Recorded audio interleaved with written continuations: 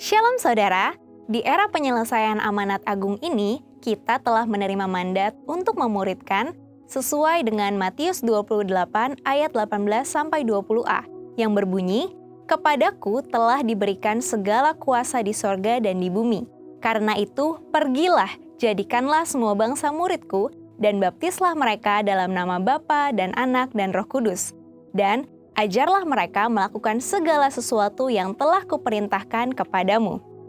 Tuhan pada hakikatnya memerintahkan kita untuk menjadikan semua bangsa murid dan bukan menjadikan semua bangsa jemaat. Namun, dalam praktiknya, seringkali gereja hanya berhenti pada tahap mengumpulkan orang, bukan membentuk murid. Pada Voice of Pentecost kali ini, kita akan membahas mengenai komunitas profesional yang memuridkan. Salah satu permasalahan yang terjadi dalam kekristenan masa kini adalah memisahkan antara kehidupan rohani di gereja dengan kehidupan sehari-hari di dunia profesional, termasuk di dalam komunitas Kristen seperti kelompok sel atau KUL. KUL seringkali hanya berhenti di level persekutuan dan bukan pemuritan. Akibatnya, iman tidak berbuah secara nyata dalam kehidupan. Padahal, amanat agung tidak terbatas hanya di ruang ibadah. Kata pergilah mengarah pada segala bidang kehidupan. Komunitas yang memuridkan seharusnya hadir di tempat di mana kehidupan jemaat dijalani, seperti di marketplace. Lantas, bagaimana kita dapat membangun komunitas yang memuridkan? Ada 3 langkah yang dapat dilakukan untuk membangun komunitas yang memuridkan. Langkah pertama ialah membangun komunitas yang berpusat pada Kristus dan pengajarannya.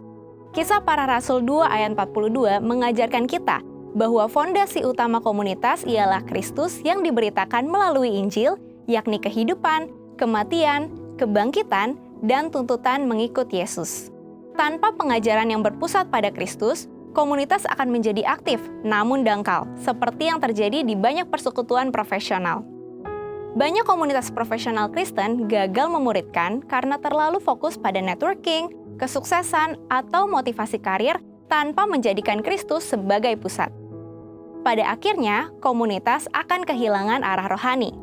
Maka dari itu, kita harus memastikan setiap kelompok sel digerakkan oleh visi Kristus, bukan hanya sekedar program. Kegiatan seperti komunitas doa, diskusi firman, atau mentoring rohani yang berfokus pada Kristus juga dapat dibangun di marketplace tempat kita berada.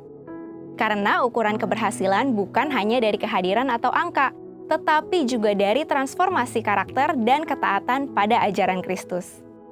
Langkah kedua, menciptakan relasi yang menajamkan, berintegritas, dan transformasional. Seperti yang dikatakan oleh Amsal 27 ayat 17, besi menajamkan besi, orang menajamkan sesamanya. Demikian juga dalam hidup berkomunitas, penajaman dan gesekan pasti terjadi untuk pertumbuhan.